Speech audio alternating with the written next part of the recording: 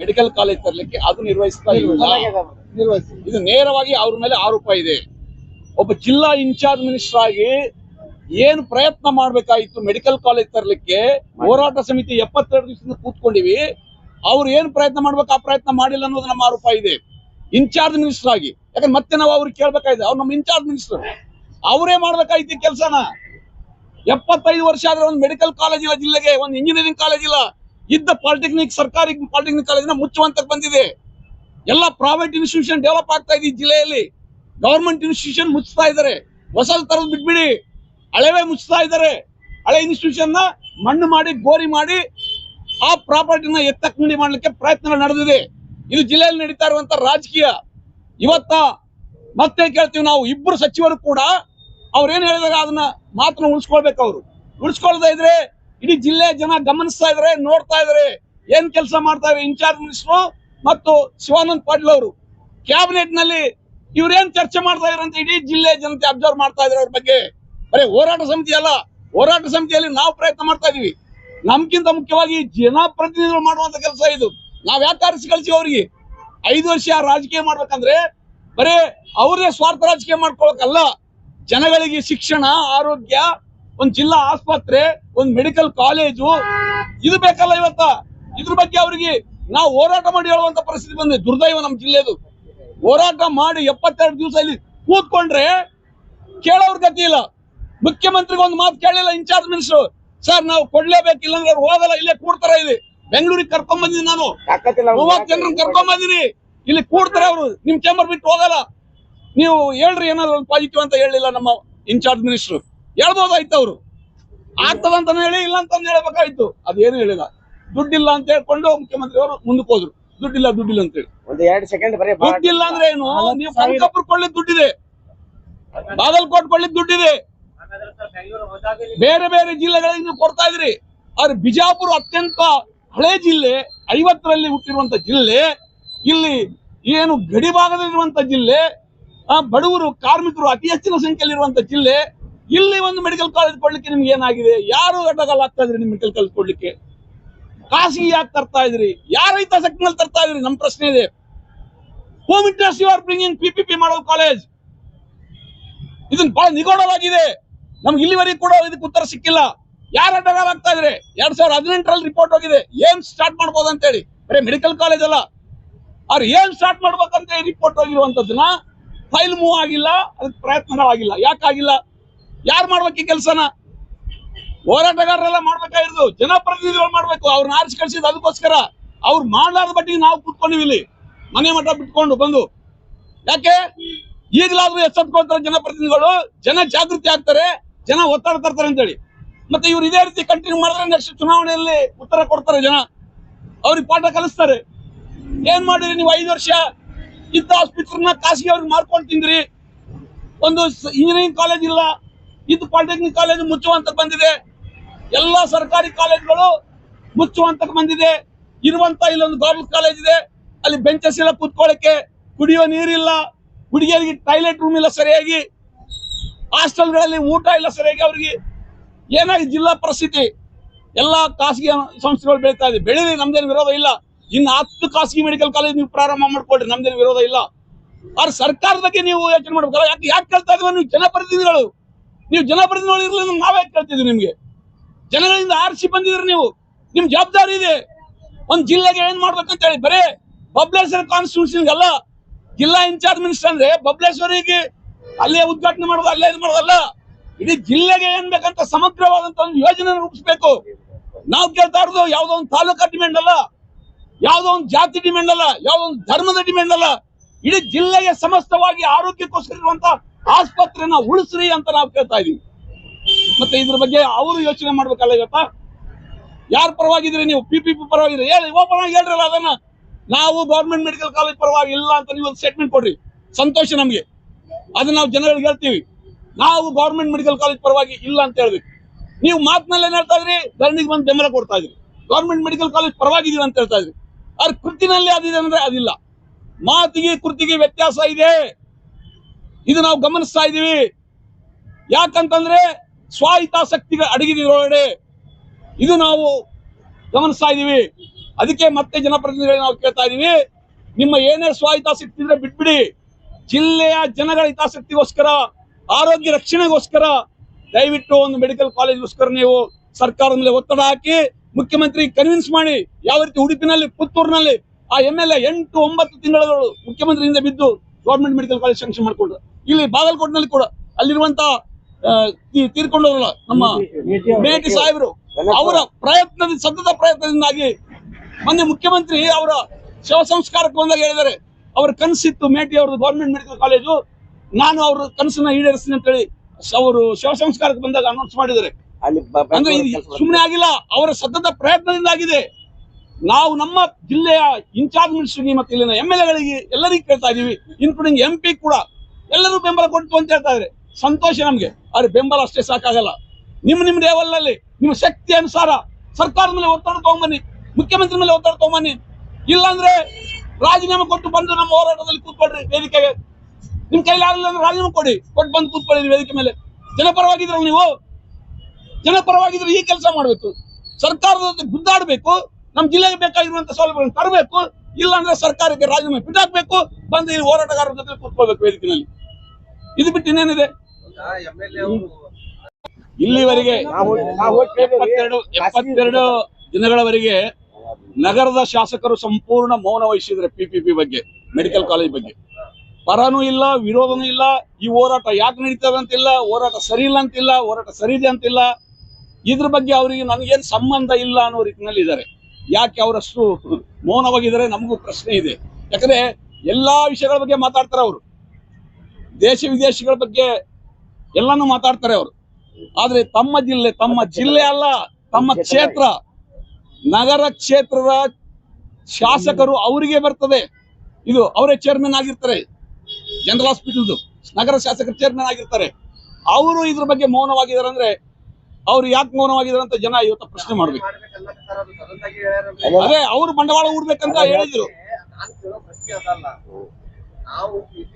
ಅದು ಮಾಡಿದ್ರು ಸಂತೋಷ ಇತ್ತು ನಮಗೆ. ಬಂದು ಅದು ಕನ್ವಿನ್ಸ್ ಮಾಡಿದ್ರೆ ನೀವ್ ಯಾಕೆ ತಪ್ಪು ತಿಳ್ಕೊಂಡಿದ್ರಿ, ನಾವು ಬಂಡವಾಳ ಹೂಡಿ ಅದನ್ನ ಡೆವಲಪ್ ಮಾಡ್ತೀವಿ, ಜಿಲ್ಲೆ ಜನಗಳಿಗೆ ಆರೋಗ್ಯ ಸೌಕರ್ಯ ಕೊಡ್ತೀವಿ ಅಂತ ಅವ್ರು ಕನ್ವಿನ್ಸ್ ಮಾಡಲಿದ್ರೆ ಬಂದು ನಾವು ಸ್ವಾಗತ ಮಾಡ್ತೀವಿ, ಸ್ವೀಕರಿಸ್ತಾ ಇದೀವಿ. ಅವ್ರು ಹೇಳಿದ್ರೆ ಅವ್ರು ಅಸೆಂಬ್ಲಿನಲ್ಲಿ ಅಷ್ಟಕ್ಕೆ ಬಿಟ್ಬಿಟ್ಟಿದ್ರು. ಆಕ್ಚುಲಿ ಅವ್ರು ಕೇಳಿದ್ದು ಗೌರ್ಮೆಂಟ್ ಮೆಡಿಕಲ್ ಕಾಲೇಜ್ ಬಗ್ಗೆ ಕೇಳಿದ್ರು ಅಸೆಂಬ್ಲಿನಲ್ಲಿ. ಬಟ್ ಪ್ರಶ್ನೆ ಬಂದಾಗ PPP ಮಾಡ್ತೀವಿ ಅಂದಾಗ ಸರ್ಕಾರ, ಆದ್ರೆ ನಾನ್ ಬಂಡವಾಳ ಹೂಡ್ತೀನಿ ಅಂತ ಹೇಳಿರೋ, ಸ್ವಾಗತ ಮಾಡಿರೋ. ಬಂಡವಾಳ ಹೂಡ್ತೀವಿ ಅಂದ್ರೆ PPP ಸ್ವಾಗತ ಮಾಡಿರೋ, ಸ್ವಾಗತ ನಾವಲ್ಲ, ನಗರದ ಶಾಸಕರು ಸ್ವಾಗತ. ಶಾಸಕರು PPP ಇದು ಮಾಡಕತ್ತಾರ. MB ಪಾಟೀಲ್ರು ನಮಗೆ CM ಅನ್ನ ಭೇಟಿ ಮಾಡಿಸ್ತೀವಿ, ನೀವು ಒಂದು ನಿಯೋಗ ಬರ್ರಿ ಅಂತ ಹೇಳ್ದ. ನಾವೆಲ್ಲ ನಮ್ಮ ಸ್ವಂತ ಖರ್ಚಿನಲ್ಲಿ ನಾವು ಹೋಗಿ ಬೆಂಗಳೂರಿಗೆ ಹೋದಿವಿ.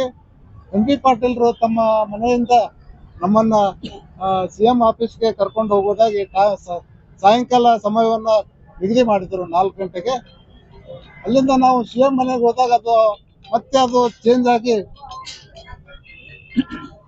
ಆಗಿ ವಿಧಾನಸೌಧಕ್ಕೆ ಬರೋದಕ್ಕೆ ಹೇಳಿದ್ರು. ಆದ್ರೆ ನಮಗೆ MB ಪಾಟೀಲ್ರು ಸಾಕಷ್ಟು ಗೌರವದಿಂದನೇ ನಡ್ಕೊಂಡ್ರು. ಆದ್ರೆ CM ಅನ್ನ ಭೇಟಿ ಮಾಡಿಸುವ ಹೊತ್ನಾಗ ನಮಗ ಒಂದು 10 ನಿಮಿಷ CM ಜೊತೆ ಕೂಡಿಸಿ ಮಾತಾಡಿಸ್ಬೇಕಾಗಿತ್ತು. ಆದ್ರೆ ಆ ಕೆಲಸ ಆಗ್ಲಿಲ್ಲ. ನಾವು ಜನತಾ ದರ್ಶನದಲ್ಲಿ ಮನವಿ ಕೊಡುವಂಗ ನಾವಲ್ಲಿ ನಿಂತು ದಾರಾಗ CM ಅವರು ಹೋಗುವ ಹೊತ್ನಾಗ ನಾವು ಮನವಿ ಕೊಟ್ಟು ಬಂದಿವಿ. ಅಲ್ಲಿ MB ಪಾಟೀಲ್ರು ನಮ್ಮನ್ನ ಪರಿಚಯ ಮಾಡಿದ್ರು CM ಅವರಿಗೆ. ಬಿಜಾಪುರದಿಂದ ಹೋರಾಟ ನಡೆಸಿದ್ದಾರೆ, ಇವರು ಬಂದಿದ್ದಾರೆ, ತಮ್ಮನ್ನು ಭೇಟಿ ಆಗ್ತಾರೆ ಅಂತ ಹೇಳಿ. ಆದ್ರೆ ನಮ್ಮ ಪರವಾಗಿ ಅವರು ಸೈಲೆಂಟ್ ಆಗಿಬಿಟ್ರು. CM ಎದುರಿಗೆ ಅವರು ಸೈಲೆಂಟ್ ಆಗಿಬಿಟ್ರು. ಅದು ಯಾಕೆ ಅನ್ನೋದು ನಮಗೂ ತಿಳಿಲಿಲ್ಲ. ಹೀಗಾಗಿ ನಮಗೆಲ್ಲ ನಿರಾಶೆಯಾಗಿ ನಾವು ವಾಪಸ್ ಬಂದ್ವಿ. ಈ ಧರಣಿಯನ್ನ ಮುಂದುವರಿಸುವುದು ಅಂತ ಹೇಳಿ ನಿರ್ಧಾರ ಮಾಡಿದ್ವಿ. ಆ ನಿರ್ಧಾರದ ಪ್ರಕಾರ ನಾವು ಸರ್ಕಾರಕ್ಕೆ ಬಿಸಿ ಮುಟ್ಟಿಸುವ ಸಲುವಾಗಿ ಇದೊಂದು ದೊಡ್ಡ ಪ್ರತಿಭಟನೆಯನ್ನ ಹಮ್ಮಿಕೊಂಡಿದ್ದೀವಿ. ನಮ್ಮ ನಿರೀಕ್ಷೆ ಮೀರಿ ಜನ ಬರ್ತಾರೆ ಅನ್ನುವಂಥ ಒಂದು ವಿಶ್ವಾಸ ನಮಗಿದೆ. ಹಾಗೆ ಈ ನಾಳೆ ಏನು ಡಿಸೆಂಬರ್ 8ರಿಂದ 20ನೇ ತಾರೀಕುವರೆಗೆ ಬೆಳಗಾವದಲ್ಲಿ ಏನು ಚಳಿಗಾಲ ಅಧಿವೇಶನ ನಡೀತಾ ಇದೆ, ಆ ಅಧಿವೇಶನದಲ್ಲಿ ನಮ್ಮ ಜಿಲ್ಲೆಯ ಎಲ್ಲಾ ಶಾಸಕರು ಈ ಸರ್ಕಾರಿ ಮೆಡಿಕಲ್ ಕಾಲೇಜ್ ಬಗ್ಗೆ ಧ್ವನಿ ಎತ್ತಬೇಕು. ಸರ್ಕಾರದ ಗಮನ ಸೆಳೆಬೇಕು, ಸರ್ಕಾರದ ಮೇಲೆ ಒತ್ತಡ ಹೇರಬೇಕು ಅನ್ನೋದು ನಮ್ಮ ಆಗ್ರಹವಾಗಿದೆ. ಅವರು ಈ ವಿಷಯವನ್ನ ಸದನದಲ್ಲಿ ಚರ್ಚೆ ಮಾಡದೇ ಇದ್ರೆ ಮುಂದಿನ ದಿನಗಳಲ್ಲಿ ಏನು ನಮ್ಮ ಜಿಲ್ಲೆಯ ಶಾಸಕರು ಜನಪ್ರತಿನಿಧಿಗಳಿದ್ದಾರೆ ಅವರ ಮನೆಗಳ ಮುಂದೆ ನಾವು ಧರಣಿ ಮಾಡ್ತೀವಿ, ಸಚಿವರ ಮನೆಗಳ ಮುಂದೆ ಕೂಡ ಧರಣಿ ಹಾಕೋತೀವಿ. ಮುಂದಿನ ಚುನಾವಣೆಗಳಲ್ಲಿ ಅವರಿಗೆ ತಕ್ಕ ಪಾಠವನ್ನ ಕಲಿಸುವಂತ ಕೆಲಸ ನಾವು ಮಾಡ್ತೀವಂತ ನಾವು ಈ ಸಂದರ್ಭದಲ್ಲಿ ಅವರಿಗೆ ಹೇಳಕ್ ಇಷ್ಟಪಡ್ತೀವಿ. ಕಾಲೇಜ್ಗೋಸ್ಕರ ನಡೆಯುವಂತ ಹೋರಾಟ ಇದು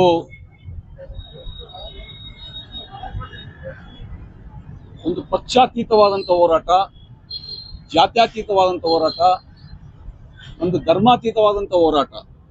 ಇಡೀ ಬಿಜಾಪುರ ಜಿಲ್ಲೆಯ ಎಲ್ಲ ವಿಭಾಗದ ಜನ, ಎಲ್ಲ ಜಾತಿ ಧರ್ಮದ ಜನಗಳು ಈ ಹೋರಾಟವನ್ನು ಬೆಂಬಲಿಸಿದ್ದಾರೆ.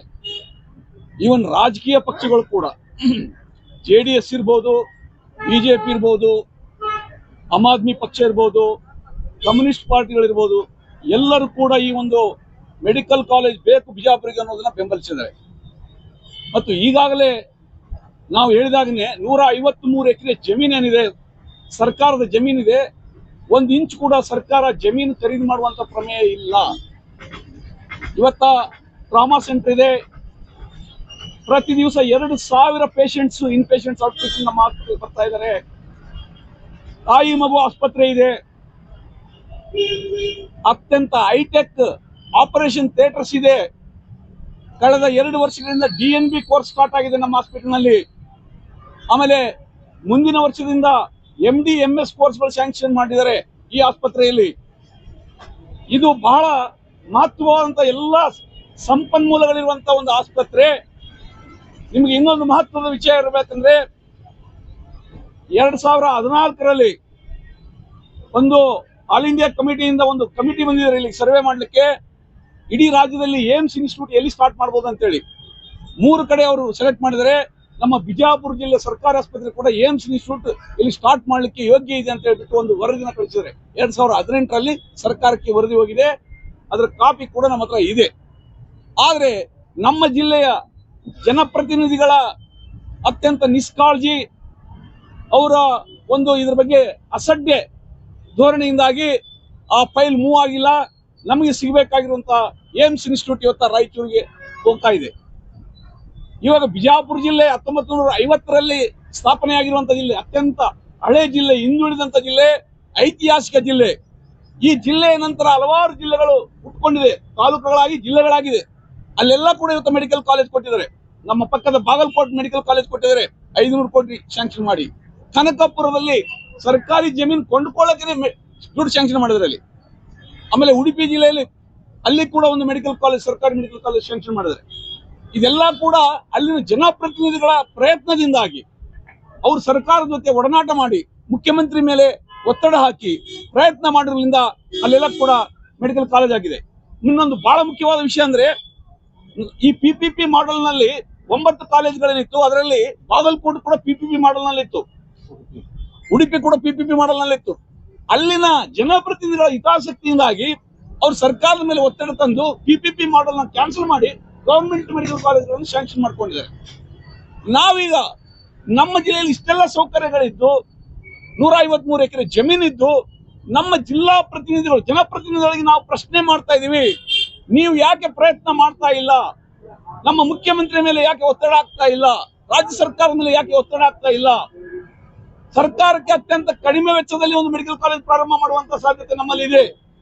ಬೇರೆ ಕಡೆ 500-600 ಕೋಟಿ 1000 ಕೋಟಿ ಸ್ಯಾಂಕ್ಷನ್ ಮಾಡಿದ್ರೆ, ನಮ್ಮಲ್ಲಿ ಕೇವಲ ಒಂದು 100 ಕೋಟಿ ರೂಪಾಯಿ ಪ್ರಾರಂಭಿಕ ಹಣ ಸ್ಯಾಂಕ್ಷನ್ ಮಾಡಿದ್ರೆ ಕೂಡ ಇಲ್ಲೊಂದು ಮೆಡಿಕಲ್ ಕಾಲೇಜ್ ಪ್ರಾರಂಭ ಮಾಡುವಂತ ಒಂದು ಸಾಧ್ಯತೆಗಳಿರುವಾಗ ಯಾಕೆ ಮಾಡ್ತಾ ಇಲ್ಲ? ನೋಡಿ, ಒಂದು ನರ್ಸಿಂಗ್ ಕಾಲೇಜ್ ಸ್ಟಾರ್ಟ್ ಆಗಿದೆ ಆಲ್ರೆಡಿ, ಪ್ಯಾರಾಮೆಡಿಕಲ್ ಕೋರ್ಸಸ್ ಇದೆ, ಬ್ಲಡ್ ಬ್ಯಾಂಕ್ ಇದೆ, ನಾನು ಲೀಸ್ಟ್ ಕೊಡ್ತೀನಿ, ಹೈಟೆಕ್ ಸೇವಾಗಾರ ಇದೆ.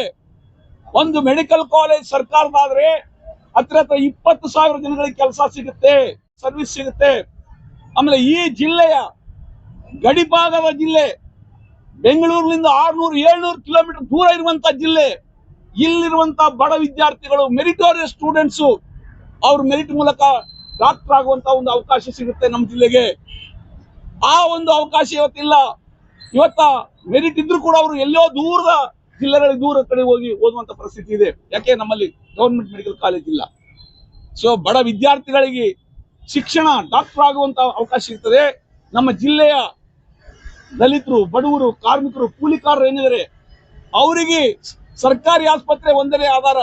ಪ್ರೈವೇಟ್ ಹಾಸ್ಪಿಟಲ್ಗಳಲ್ಲಿ ಲಕ್ಷಾಂತರ ರೂಪಾಯಿ ಖರ್ಚು ಮಾಡ್ಬೇಕು. ಇವತ್ತ ನಿನ್ನೆ ಒಂದು ಉದಾಹರಣೆ ನಾವು ಎಲ್ಲಿ ನಮ್ಮ ಒಂದು ಬಡಾವಣೆಯಲ್ಲಿ ಮೀಟಿಂಗ್ ಮಾಡಿದ್ವಿ ನಾವು. ಅಲ್ಲಿ ಡಾಕ್ಟರ್ ಜಿಲಾನಿ ಅವರೊಂದು ಉದಾಹರಣೆ ಕೊಡ್ತಾ ಇದ್ರು.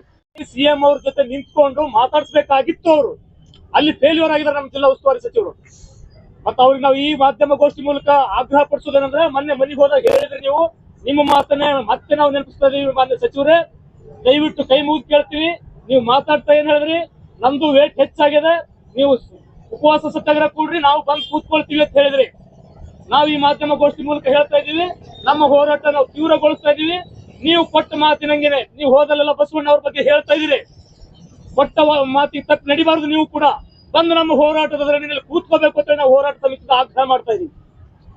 ಸತ್ಯಾಗ್ರಹ ಯಾವತ್ತಿಂದ ಸ್ಟಾರ್ಟ್ ಮಾಡ್ತೇವೆ ಸರ್, ನಾವು- ಕಮಿಟಿ ಮೀಟಿಂಗ್ ಕೂತ್ಕೊಂಡು ಪ್ಲಾನ್ ಮಾಡ್ತೀವಿ. ಇಲ್ಲ ನಾವು ಭೇಟಿ ಮಾಡಾಕತ್ತೇವ್ರಿ.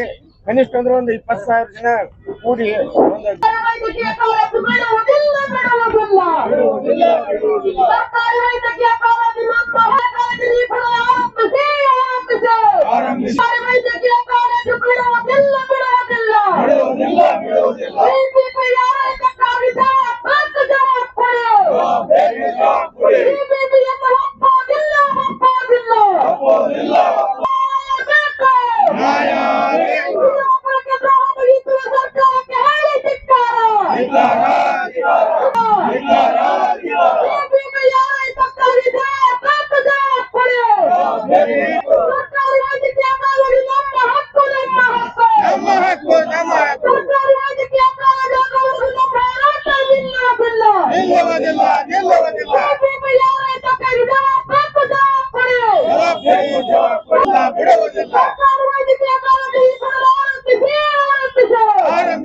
ಆರಂಭಿಸಿ.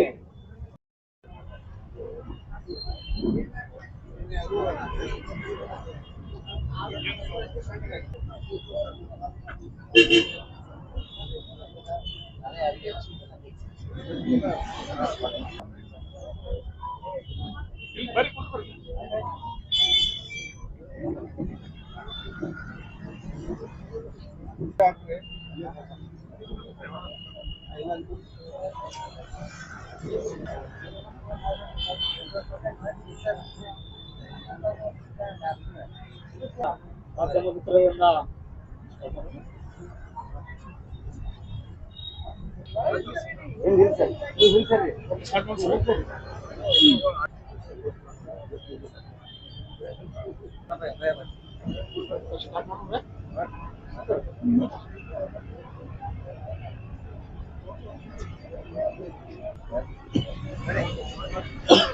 ಎಲ್ಲ ಮಾಧ್ಯಮ ಮಿತ್ರರಿಗೆ ಇವತ್ತಿನ ಒಂದು ಪತ್ರಿಕಾಗೋಷ್ಠಿಗೆ ಸ್ವಾಗತವನ್ನು ಕೋರ್ತಾ